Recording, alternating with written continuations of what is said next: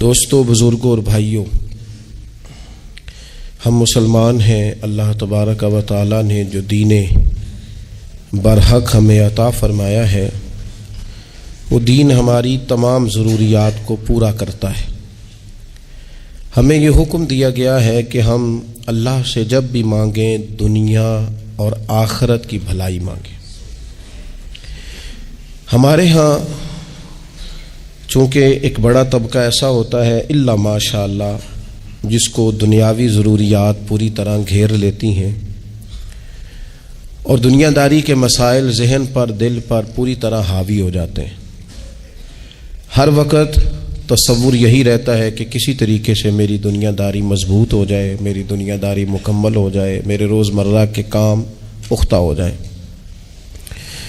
اس کا لازمی نتیجہ یہ نکلتا ہے کہ انسان دینی کاموں کو بھی معاذ اللہ دنیا کے لیے کرنا شروع کر دیتا ہے۔ کعبۃ اللہ میں جا کر بھی، بیت اللہ شریف کا طواف کر کے بھی، حجر اسود کے بوسے کے بعد بھی، مقام ابراہیم پر نفل پڑھنے کے بعد بھی، حتیٰ کہ نبی اکرم صلی اللہ علیہ وسلم کی بارگاہ عالی مرتبت کی حاضری کے دوران بھی الا ماشاء اللہ لوگ دنیا ہی مانگتے رہتے ہیں۔ میرا فلانا کام ہو جائے، میرے بچوں کے معاملات سنور جائیں، فلاں کا مستقبل بہتر ہو جائے۔ دنیا کی خیر اللہ سے مانگنا برا نہیں، لیکن صرف دنیا ہی مانگنا اور اپنی آخرت کو فراموش کر دینا۔ اللہ فرماتے ہیں والآخرۃ خیر وابقیٰ، آخرت تمہارے لیے بہتر بھی ہے اور ہمیشہ باقی رہنے والی بھی ہے۔ قرآن مجید نے سورہ بقرہ کے اندر قریش مکہ کی اس عادت کا ذکر کیا ہے۔ فرمایا جب وہ حج کرتے تو ان کا طریقہ یہ تھا کہ وَمِنَ النَّاسِ مَن يَقُولُ رَبَّنَا آتِنَا فِي الدُّنْيَا، ان میں سے کچھ لوگ یہ کہا کرتے تھے کہ یا اللہ ہمیں دنیا عطا کر دے، ہمیں دنیا دے دے۔ رب فرماتا ہے وَمَا لَهُ فِي الْآخِرَةِ مِنْ خَلَاقٍ، ان لوگوں کا آخرت میں کوئی حصہ نہیں۔ مانگی بھی ہے تو صرف دنیا، حج کر کے بھی دنیا، اللہ کے گھر جا کے بھی دنیا، شیخ کا بیعت ہو کے بھی دنیا، دینی محفل سے مراد بھی یہ، دینی اجتماعات کر کے بھی، دینی مدارس قائم کر کے بھی، خانقاہ کا مسجد کا ماحول بنا کے بھی، اس سے بھی مطالبہ فقط دنیا کا۔ ان کفار کی اس عادت کو ذکر کر کے ہمیں سمجھایا گیا کہ جو فقط دنیا مانگتا ہے اس کا آخرت میں کوئی حصہ، اور فرمایا کچھ لوگ ایسے ہیں وَمِنْهُمْ مَنْ يَقُولُ رَبَّنَا آتِنَا فِي الدُّنْيَا حَسَنَةً، اچھا انہوں نے دنیا بھی مانگی تو صرف دنیا مانگی، حسنہ نہیں مانگی۔ اور یہاں فرمایا کچھ لوگ ایسے ہیں جو رب سے کہتے ہیں یا اللہ ہمیں دنیا میں بھی بھلائی عطا فرما، دنیا بھی دے تو حسنہ دینا، وہ دنیا دینا جو ہمارے دین کو تقویت دے، وہ دنیا دینا جو ہمارے اعمال حسنہ کو مضبوط کرے، دینی معاملات کو تقویت دے، دنیا بھی وہی عطا فرما۔ اور ساتھ کہتے ہیں وَفِي الْآخِرَةِ حَسَنَةً، یا اللہ ہمیں آخرت میں بھی بھلائی ہی عطا فرما، وَقِنَا عَذَابَ النَّارِ، اور ہمیں دوزخ کے عذاب سے بچا، اولئک لہم نصیب مما کسبوا، فرمایا ایسوں کو ان کی کمائی ہی ملے گی، جو انہوں نے کیا ہے وہ خوش نصیبی انہیں ضرور میسر آئے گی، چونکہ دنیا بھی مانگ رہے ہیں، آخرت بھی مانگ رہے ہیں۔ ہمیشہ کوئی بھی کام کریں کسی قسم کا بھی، اس میں یہ دیکھیں کہ کیا اس میں میرے لیے کوئی ذخیرہ آخرت بنے گا، کیا یہ کام میری قبر میں، حشر میں، قیامت میں میرے لیے کوئی فائدہ مند ہوگا۔ میں بڑے درد سے عرض کرتا ہوں بعض لوگ دینی کام کرتے ہیں اور ان سے جب سوالات کیے جاتے ہیں تو وہ بعض اوقات تکلیف دہ معاملہ ہو جاتا ہے کہ اس دینی کام کے پیچھے بھی وہ والا خلوص نہیں جو ایک مسلمان کا رب اور رسول کے ساتھ ہونا چاہیے، اس دینی کام کے پیچھے بھی کچھ دنیاوی مقاصد موجود ہیں۔ تو اگر بڑی پگڑی اور بڑے جبے کے پیچھے بھی ایک دنیا دار چھپا ہوا ہو، لوگوں کو تو دھوکہ دیا جا سکتا ہے، رب اور رسول کو تو نہیں نہ دیا جا سکتا۔ وہاں تو دلوں کا خلوص ہی پہنچتا ہے، وہاں تو نیتوں کا حسن ہی پہنچتا ہے۔ تو اللہ تبارک و تعالیٰ سے جب بھی سوال کیا جائے دنیا اور آخرت کی بہتری کا سوال کیا جائے۔ ایک لفظ ہے حدیث پاک میں جس کو عافیت کہتے ہیں، ترمذی شریف میں حضرت سیدنا عباس بن عبد المطلب رضی اللہ تعالیٰ عنہ، آپ کی روایت موجود ہے، فرماتے ہیں میں نبی پاک صلی اللہ تعالیٰ علیہ وسلم کی خدمت عالی مرتبت میں حاضر ہوا تو میں نے عرض کی یا رسول اللہ صلی اللہ تعالیٰ علیہ وسلم، مجھے ایسی چیز بتائیں جو میں اپنے رب سے مانگوں۔ چیز مانگنی ہوتی ہے نا، بعض اوقات موقع ملتا ہے تو کئی دفعہ انسان امتحان میں آ جاتا ہے کہ اب مجھے موقع مل گیا ہے، مجھے کہا گیا کچھ مانگ لو تو بھلا میں کیا مانگوں۔ حضرت عباس بن عبد المطلب رضی اللہ تعالیٰ عنہ نبی پاک علیہ السلام کے پیارے چچا جان ہیں، عرض گزار ہیں یا رسول اللہ صلی اللہ علیہ وسلم، مجھے بتائیے میں اپنے رب سے مانگوں تو کیا مانگوں؟ تو حضور نے فرمایا رب سے عافیت مانگو۔ کہتے میں کچھ دن رکا، کچھ دنوں کے بعد پھر حاضر بارگاہ ہوا اور عرض کی یا رسول اللہ صلی اللہ تعالیٰ علیہ وسلم، مجھے بتائیے میں اپنے مالک سے مانگوں تو کیا مانگوں؟ تو حضور نے پھر فرمایا اللہ سے مانگنا تو عافیت مانگنا۔ بزرگ فرماتے ہیں یہ عافیت کیا ہے؟ عافیت یہ ہے کہ یا اللہ ظاہری پریشانیاں، باطنی پریشانیاں، اے اللہ ظاہر کے میل کچیل بھی دور ہو جائیں، باطن کے بھی دور ہو جائیں، اے اللہ ہر معاملے میں، ہر آزمائش میں، ہر دکھ میں ہمیں تیری پناہ نصیب ہو جائے۔ یہ عافیت ہے۔ اور صوفیاء کرام فرماتے ہیں عافیت سے بڑی نعمت کوئی نہیں اگر کسی کو میسر آئے تو، عافیت سے بڑا حسن کوئی نہیں اگر کسی شخص کو یہ نصیب ہو جائے۔ اور ایک اللہ والے نے تو ایک اور بڑا خوبصورت ترجمہ یہاں کیا ہے، وہ کہتے ہیں عافیت کا مطلب ہے دل کا قرار، عافیت کا مطلب ہے باطن کا سکون، عافیت کا مطلب ہے انسان کے مزاج کا حوصلہ، ٹھنڈک، بردباری۔ جس بندے کو عافیت نصیب ہو جاتی ہے گویا اللہ اسے سکون کی دولت عطا فرما دیتا ہے، تھوڑے پیسوں میں بھی سکون، بغیر شہرت کے بھی سکون، کوئی بات مان لے تب بھی سکون، کوئی دھتکار دے پھر بھی سکون، لوگوں کی گڈ بک میں ہو پھر بھی سکون، اور اگر لوگ سارے مخالفت میں آ جائیں تو چونکہ اللہ نے عافیت دی ہے پھر بھی سکون۔ اللہ تعالیٰ نے ان لوگوں کو قرار کی دولت، اللہ سے عافیت مانگی جائے، اس میں دنیا کی بھی بھلائی شامل ہے، آخرت کی بھی بھلائی شامل۔ نبی اکرم صلی اللہ تعالیٰ علیہ وسلم توجہ دلاتے کہ اللہ سے تم عافیت مانگو، ہمارا نہ جی، کیونکہ سب سے بڑا مسئلہ روحانی تربیت کا ہے۔ ہمارے ہاں باتیں ڈھیر سارے لوگوں کو آتی ہیں اور بہت زیادہ آتی ہیں، منصوبہ بندی کرنا، پلاننگ کرنا، اپنے معاملات کو خود سے کیسے لے کے چلنا ہے، کیسے ٹھیک کرنا ہے، اپنے حق میں دنیا کو کس طرح قائل کرنا ہے، یہ ڈھیر سارے لوگوں کو آتا ہے، اور اپنے حق میں دلائل کس طرح قائم کرنے ہیں، اس میں بہت سارے لوگ خود کفیل ہوتے ہیں، انہیں کسی سے مشاورت کی بھی ضرورت نہیں ہوتی۔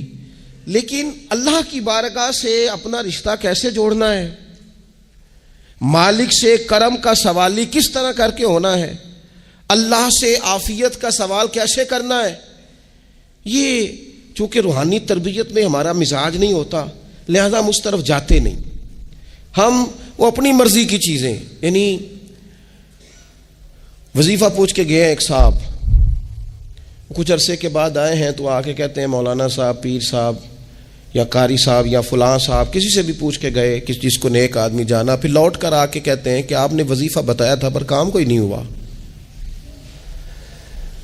تو میں تو صاف کہتا ہوں اور کھلے دل سے کہتا ہوں کہ بھئی وظیفہ آپ کو بتایا تھا کہ اللہ کی رحمت متوجہ ہوگی، خدا کی رحمت کو آواز دینے کے لیے وظیفہ دیا تھا، کوئی بھی وظیفہ رب کو مجبور تو نہیں نہ کر سکتا معاذ اللہ۔ اور وظائف کس لیے پڑھے جاتے ہیں کہ جلدی سے معاملات ٹھیک ہو جائیں، میرے حق میں چیزیں بہتر ہو جائیں، تو اللہ کی رضا کے لیے پڑھے جاتے۔ تو وظائف کو، عبادات کو، نوافل کو، تلاوت کو، درود پاک کو تو رضا الہی کا ذریعہ بنانا چاہیے، لیکن ہم چونکہ ایک پورا الجھاؤ رکھتے ہیں اپنی دنیا داری کے معاملات سیدھے کرنے، ایک پورا خیر رکھتے ہیں، وہ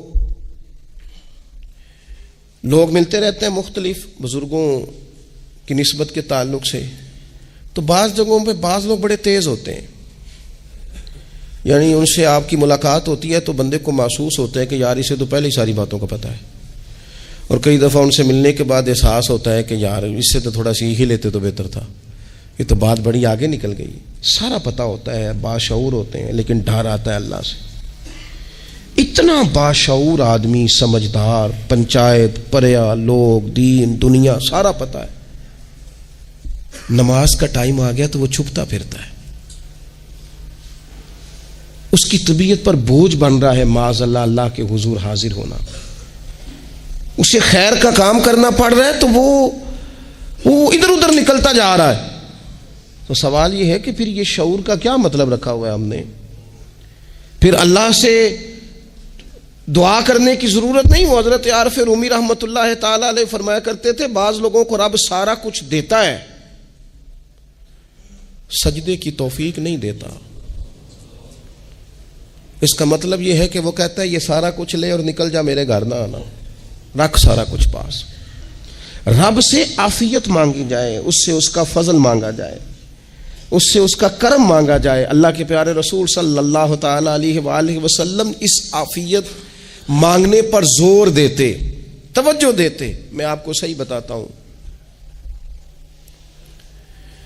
رب نے اگر کسی بندے کو عافیت میں رکھا ہو نا تو حالات کیسے بھی برے چل رہے ہوں اس کا بگاڑ کچھ نہیں سکتے. اور اللہ تعالیٰ معاف کرے 100 دفعہ خاکم بدہن، اگر کسی وقت اس کے کرم کی نگاہ پھر جائے تو پھر سارے اسباب سمیت بھی انسان اپنے پیروں پہ کھڑا نہیں رہ سکتا. اس سے جب تک طلب کرم نہیں ہوتا، طلب عافیت نہیں ہوتی، اس کی بارگاہ سے جب تک بندہ مومن پورا رجوع نہیں کرتا. یہ عافیت اتنی اعلیٰ چیز ہے کہ نبی پاک علیہ السلام نے فرمایا اذان اور اقامت کے درمیان جو وقت ہوتا ہے اس میں دعائیں رد نہیں ہوتی. دعا مانگا کرو گے تمہاری اللہ اپنے فضل سے قبول کر لے گا. عرض کی یا رسول اللہ کیا مانگے؟ تو فرمایا عافیت مانگو رب سے. حضرت انس بن مالک حدیث کے راوی ہیں رضی اللہ تعالیٰ عنہ، یہاں بھی فرمایا یہ عین قبولیت کا ٹائم ہے، اب اللہ سے عافیت مانگ لو، اس کی پناہ. ہم دعاؤں میں بھی محدود ہو جاتے ہیں. رب دا طالب کوئی نہ ملیا، جو ملیا طالب زردہ ہو. دعاؤں میں بھی حد بندی. بعض اوقات بچے بھی تربیت کرتے ہیں نا. ایک مولانا ہے، ان کا خیال ہے کہ انہوں نے مجھ سے کچھ پڑھا ہے تو کبھی کبھی استاد جی کہہ دیتے ہیں. بہت پرانی بات ہے، انہوں نے مجھے فون کیا کہ اگر آپ کبھی تشریف لائیں تو میں نے کہا پتر دعا مانگ اللہ کو چھوٹی جی گڈی دے وے. تو اس بچے نے میری بڑی تربیت کی، کہنے لگا استاد جی اللہ کو لو منگنی جے تے وڈی ساری منگو. آپ نے محدود کیوں کیا کہ بھئی یہ چھوٹی سی اللہ گاڑی کیوں اللہ چھوٹی دے؟ رب دے تو بڑی دے اور رحمت سے دے، اللہ سے مانگنی ہے نا جی. ہم تربیت نہیں لیتے. میں نے اس کا شکریہ ادا کیا، میں نے کہا بیٹے تو نے بڑی سونی بات کی، اللہ تجھے اس کا اجر عطا کرے، اللہ تجھے برکات عطا کرے. اگر آپ نے سیکھنا ہے تو پھر آپ سیکھ لیں گے، اور اگر نہیں سیکھنا تو پھر یہی کہنا ہے ساری عمر لنگ گئی بندہ کو نہیں ملیا. چونکہ مزاج نہیں ہے نا سیکھنے کا، اس لیے پھر ملا ہی کوئی نہیں. پھر ساری زندگی کو میسر ہی نہیں آیا، کسی نے نصیحت ہی نہیں کی، کوئی آنکھوں کو بھایا ہی نہیں. خود ہی بڑے سیانے تھے، خود ہی بہت بڑے تھے، اپنا قد ہی بڑا اونچا تھا، سب ٹھگنے چھوٹے اور کمزور اور بونے نظر آئے. عزیز بھائی، جب عافیت، ایک بزرگ تھے ہر وقت اللہ سے عافیت مانگتے تھے، ہر وقت اللہ سے عافیت مانگتے تھے، ہر وقت عافیت مانگتے تھے. لوگوں نے پوچھا، لوگ ان کو صالح جانتے تھے، نیک سمجھتے تھے کہ حضور آپ اور کوئی دعا مانگتے نہیں، عافیت ہی مانگتے ہیں. فرمانے لگے میں مانگا کرتا تھا شروع میں، بعد میں خیال آیا ہے اور بھی دعائیں مانگا کرتا تھا، یہ احساس بعد میں نصیب ہوا. فرماتے میں مزدوری کرتا تھا، مال برداری کرتا تھا، ایک جگہ پہ ڈیوٹی کر رہا تھا تو تھک گیا، اور وہ جو کام لینے والے لوگ تھے ان کا رویہ بھی بڑا ترش تھا، تکلیف ہوئی. تو میں نے اپنے مالک کی بارگاہ میں عرض کی مالک اگر 2 روٹی بغیر مجھے مشقت کے مل جائے دن میں تو تیری بارگاہ تو بڑی کریم ہے. کہتے ہیں میں نے یہ دعا مانگ لی. ذرا میں تھوڑا آگے بڑھا تو 2 بندے آپس میں لڑ رہے تھے، میں ان کی صلح کرانے کے لیے، انہیں بچانے کے لیے آگے بڑھا تو میں جس کو چھڑا رہا تھا دوسرے نے میرے اوپر ضرب لگا دی، میرا بھی سر پھٹ گیا. تھوڑی دیر کے بعد وہاں پولیس آ گئی، وہ تینوں کو لڑنے والا سمجھ کے اٹھا کے لے گئے، مجھے جیل ہو گئی. 2 روٹیاں بغیر مشقت کے روز ملنی شروع ہو گئی. دعا مانگی تھی نا کہ یا اللہ 2 روٹیاں مل جائے نا بغیر مشقت کے. کہتے ہیں وہ 2 روٹیاں روز ملتی، کوئی کام نہیں کرنا پڑتا تھا، پر جیل ہو گئی. فرماتے ہیں میں بڑا پریشان تھا، روز روٹیاں پابندی سے آتی اور بہترین آتی، کھانا ملتا. پھر کچھ عرصے کے بعد میں نے سوچا کہ یار یہ دعا تو قبول ہو گئی نا تیری، اب تو اگر اس پر کوئی الگ بات کرے گا تو وہ تو غلط کرے گا. کہتے پھر خود ہی میرے دل میں اللہ نے بات ڈالی اور میں نے عرض کی مالک 2 روٹیاں نہیں، مجھے تو عافیت چاہیے، مجھے تو عافیت دے، میرے اوپر تو کرم فرما، تو نظر رحمت کر، جے ایک قطرہ بخشے مینوں، ایک قطرہ بخشے مینوں تے کام بن جاندا ہی میرا، مہربانی کر، عافیت عطا کر۔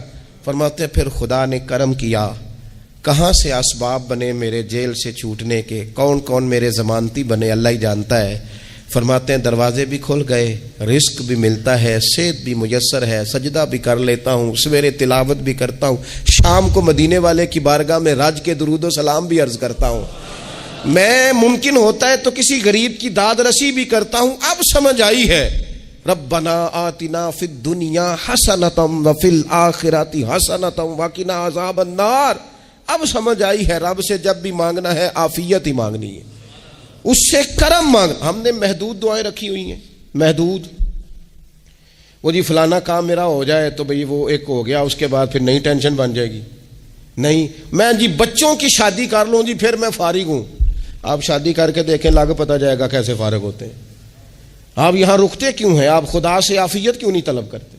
اس کی بارگاہ سے وہ کیوں نہیں مانگتے کہ جو ایک قطرہ ملے تو دنیا اور آخرت کے سارے کام ہو جائے؟ اس سے اس کی رحمت کا سوال کرے، اس سے اس کے کرم کا سوال کرے۔ اللہ کی بارگاہ میں بھی حاضر ہونا اور جچی تلی اور جناب ناپ تول کر اور محدود چیزوں کا سوال کرنا، مالک سے مانگیں، اور وہ جب دیتا ہے تو دیتا بھی بے حساب ہی ہے۔ وہ جب عطا کرتا ہے تو کرم کے دروازے کھول کے عطا کرتا ہے، ورنہ تو ایک الجھن سے انسان نکلتا ہے دوسری میں الجھ جاتا ہے، ایک گتھی کو سلجھاتا ہے۔ پھر اقبال رو پڑے تھے، کہنے لگے میں عقل کی گتھیاں سلجھا چکا ہوں، یا رب مجھے صاحب جنوں کر دے۔ اللہ یہ بڑا میں نے ہیر پھیر دیکھ لیا، مجھے دیوانہ بنا، اب مجھے جنون ہو، اب میں کسی کے لیے رویا کروں، اب میں کسی کی یاد میں تڑپا کروں، اب میں رات کسی کے لیے میری آنکھیں بیدار رہیں۔ یہ بڑی ہو گئی دنیا داری، عقل کی گتھی حالانکہ نہیں سلجھتی، پر اقبال کہتے ہیں عقل کی گتھیاں سلجھا چکا ہوں، یا رب مجھے صاحب جنوں کر دے۔ اور پھر کہنے لگے بجھی عشق کی آگ اندھیر ہے، اب یہ مسلمان نہیں، یہ خاک کا ڈھیر ہے، تو مٹی بن کے رہ گیا۔ کیا کہاں اپنی ساری توجہات کا قبلہ کس چیز کو؟ میرے عزیزو اللہ سے عافیت۔ نبی پاک علیہ الصلوۃ والسلام نے ایک شخص سے پوچھا کیا دعا مانگ رہے ہو؟ تو اس نے کہا یا رسول اللہ میں اللہ کی بارگاہ میں صبر کا سوال کر رہا ہوں۔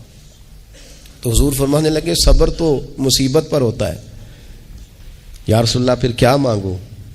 آپ ان جملوں اور لفظوں کی گہرائی کو سمجھیں، صبر کے لیے تو پہلے مصیبت آئے گی پھر صبر آئے گا۔ تو یا رسول اللہ کیا مانگوں؟ فرمایا تو رب سے عافیت مانگ۔ مانا کیا ہے؟ مصیبت آئے کیوں؟ اللہ تجھے اپنی حفاظت کے حصار میں لے لے، وہ وقت ہی کیوں آئے کہ جب تیری طبیعت الجھ جائے، جب تو پریشان ہو جائے، جب تو تو اللہ سے عافیت مانگنا۔ جب تو عافیت مانگے گا تو اگر کبھی مشکل آئے گی بھی نا، تو خدا پھر اپنے فضل سے مشکل سے نکلنے میں رستہ بھی بڑی جلدی عطا فرمائے گا اور تیرے اوپر فضل فرمائے گا۔ اگر عافیت، یہ جو ہم نبی پاک کی امت ہے نا، تو یہ ہمارے گرد اللہ کے فضل اور اس کی رحمت کا حصار ہے، یہ حصار ہے ہمارے گرد۔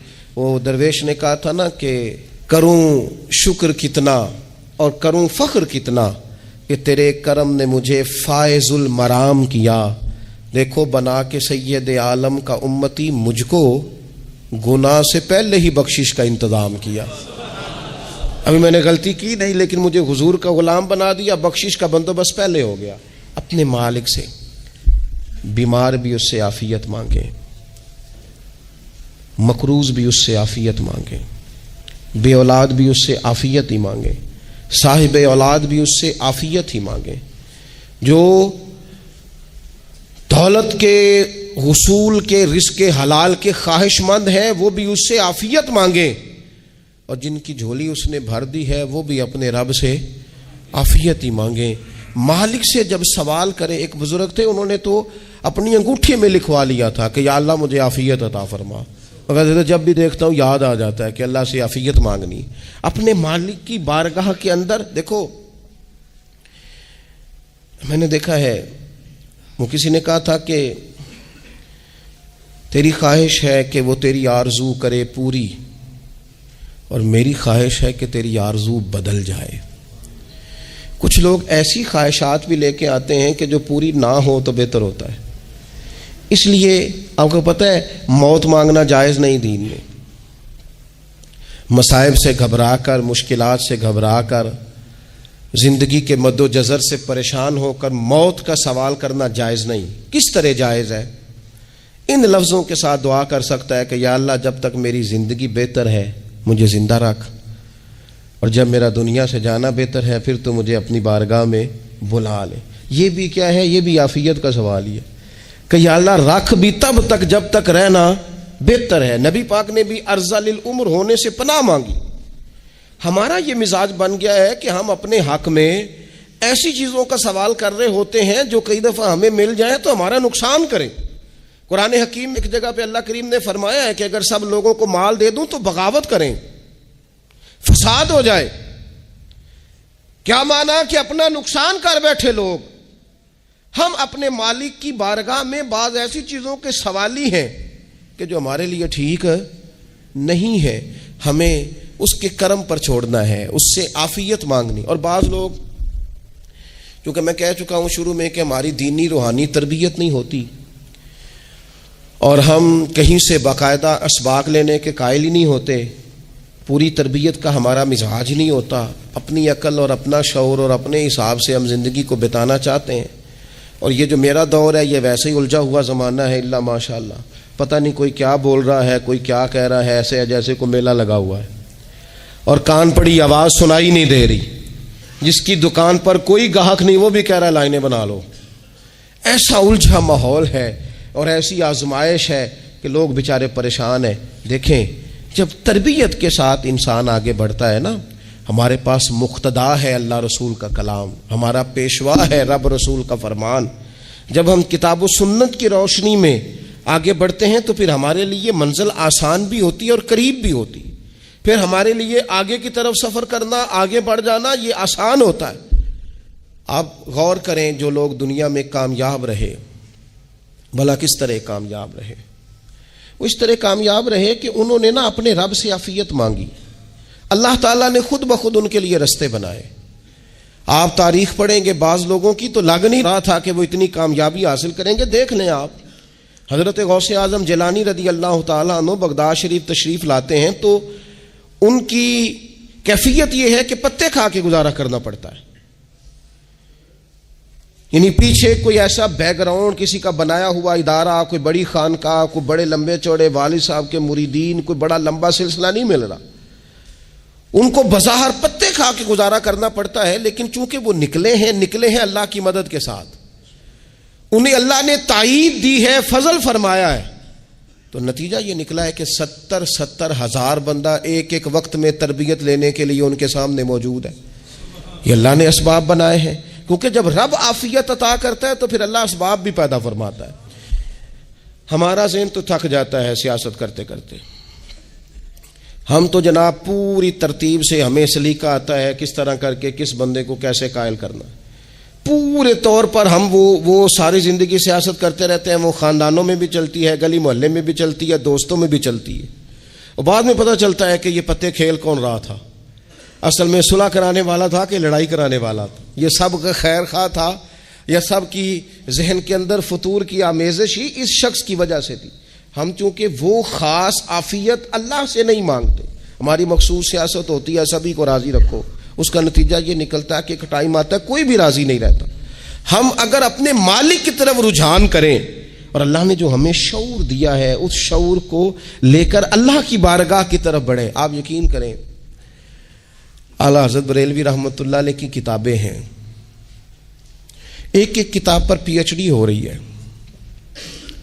اور انہوں نے 150 سال پہلے بیٹھ کر جو کچھ لکھا تھا بین ہی لفظ بلفظ اس کی ضرورت آج محسوس ہو رہی ہے اور آنے والے وقت میں بڑھ رہی ہے. لیکن ان کے پاس کوئی ٹیم نہیں تھی، 50 لوگ نہیں تھے جو ان کے پاس بیٹھ کے لکھواتے، اپنا پریس نہیں تھا، ایسے لوگ نہیں تھے کہ جن کو پتا ہوتا کہ کتاب ہم کل چھاپیں گے اور اتنے فیصد یہ مارکیٹ میں نکل بھی جائے گی. ایسا کچھ نہیں تھا.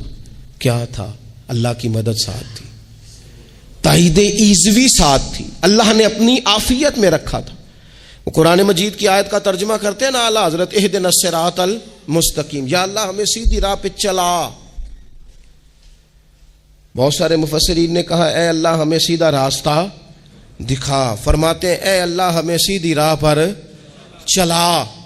تو کسی نے کہا حضور یہ چلا اور دکھا میں کیا فرق ہے؟ فرمانے لگے دکھانے کا مطلب یہ ہوتا ہے کہ کسی نے پوچھا میں نے گجرانوالہ جانا ہے، تو دکھانا یہ ہے کہ اسے کہا یہاں سے باہر نکلو، روڈ پہ چڑھ جاؤ، سیدھے جاؤ گے، ایک پول آئے گا اسے کراس کرنا، نیچے اترنا، وہاں سے شہر شروع ہو جائے گا۔ پھر اس نے اگر کوئی اندرونی جگہ شہر کی پوچھ لی تو اس کو کہا کہ رائٹ ہو جانا، پھر لیفٹ ہو جانا، پھر آگے کسی سے مزید۔ یہ ہے راستہ دکھانا اور ایک ہے چلانا۔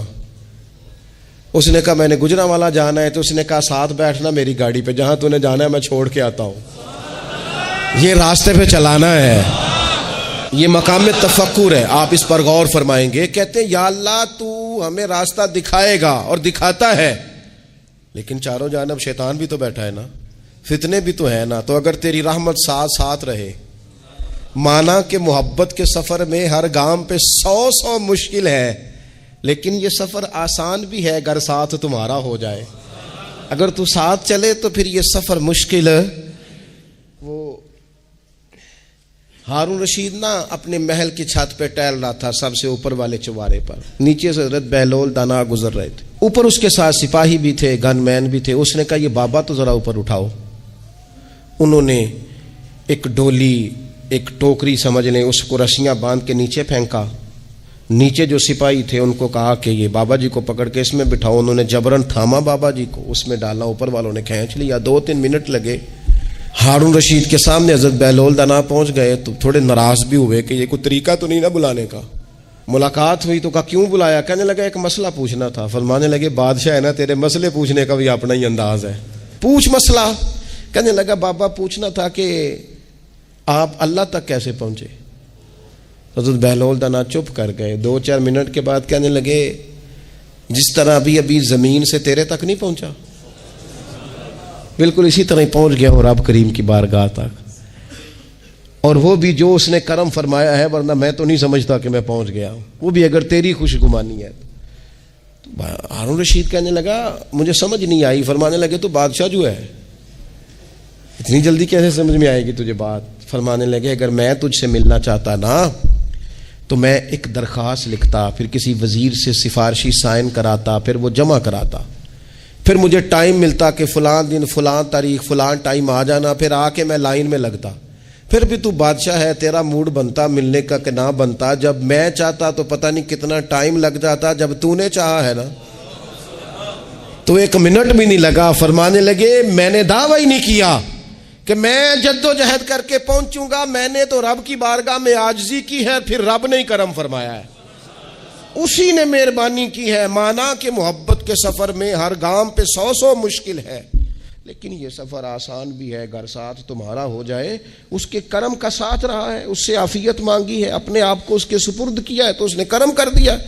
جب تک یہ مزاج نہیں ہم بناتے کہ مالک سے عافیت کا سوال کریں، اپنے آپ کو اپنے رب کے حوالے کر دیں، اس کی رحمتوں کے سپرد کر دیں، اتنی دیر تک زندگی میں ٹھہراؤ نہیں آتا، قرار نہیں آتا۔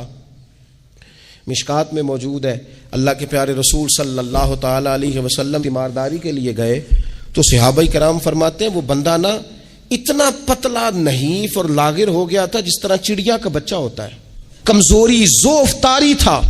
تو محبوب کریم نے اسے دیکھا تو بڑے کریمانہ انداز میں کریم فرمانے لگے تو کوئی دعا نہیں مانگتا، تو عافیت نہیں مانگتا اللہ سے؟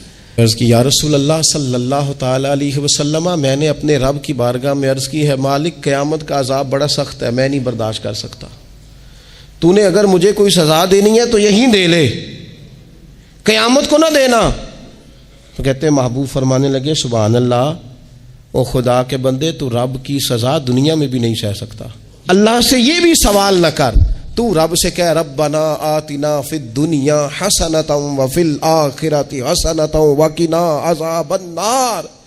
تو رب سے دنیا میں بھی حسنہ مانگ، بھلائی مانگ، تو آخرت کے لیے بھی بھلائی مانگ، تو اس سے عافیت کا سوال کر۔ تو نے یہ سوال کیوں کیا؟ عرض کی یا رسول اللہ کرم ہو گیا ہے، مجھے سمجھ آ گئی ہے، اب میں اسی طرح ہی کروں گا۔ عزیز دوستو ہم کہاں سہ سکتے ہیں؟ ہم دنیا میں رب کی سزا ہم نہیں سہ سکتے، ہم کمزور ہیں تو گرمی نہیں سہ سکتے، شدید سردی نہیں سہ سکتے، شدت کی بھوک لوگ نہیں سہ سکتے، کوئی آزمائش نہیں سہ سکتے. وہ جو لوگ بعض اوقات کہہ دیتے ہیں نا جی فلاں چیز ہمارے اعمال کا نتیجہ ہے، تو میں کیا کرتا ہوں، نہ کو یار ہم تو یہ بھی نہیں سہ سکتے، ہم کہاں برداشت کر سکتے ہیں، ہمیں تو وہ معاف ہی فرمائے. ہم حساب والے ہے ہی نہیں، ہم تو صرف معافی والے ہیں. ہم سے نہ حساب پوچھے، اس نے حساب پوچھا تو پھر تو بڑی مشکل ہو جائے گی. اگر اس نے حساب پوچھا تو بڑی رسوائی ہو جائے گی. اگر حساب پوچھا تو مشکلات سامنے دکھائی دینے لگ جائیں گی. ہم سے تو وہ درگزر والا معاملہ کرے، ہم سے تو وہ کہے جا میں نے محبوب کے صدقے تجھے معاف کیا، جا تیرے لیے رحمت اور بخشش والا فیصلہ کیا. وہ کوئی سبب، اس کی رحمت کسی سبب کو دیکھ لے اور درگزر کر لے.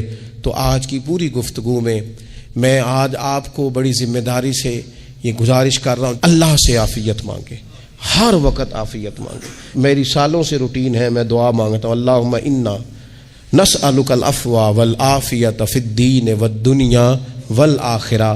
اور یہ خاموش تبلیغ ہوتی رہی، میں مانگتا رہا، کئی بچوں کو ویسے یاد ہو گئی. اس کو یاد کر لیں، اللہ سے عافیت مانگے، دین میں، دنیا میں، آخرت میں. اس کو اپنا مزاج بنائیں. اللہ تبارک و تعالی ہم سب کو عافیت نصیب فرمائے. آخر دعوانا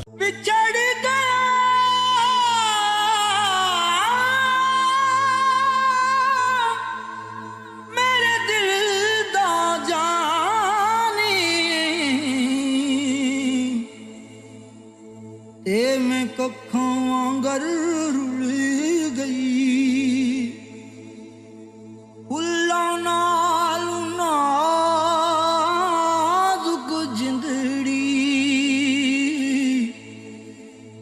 میری وچ کنڈیاں دے رل گئی. غم سجنا دے مار مکا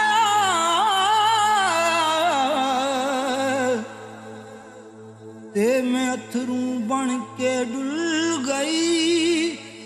ایک مایا تیری یاد نہ بھلدی، باقی ہر شے جگ دی بھل گئی.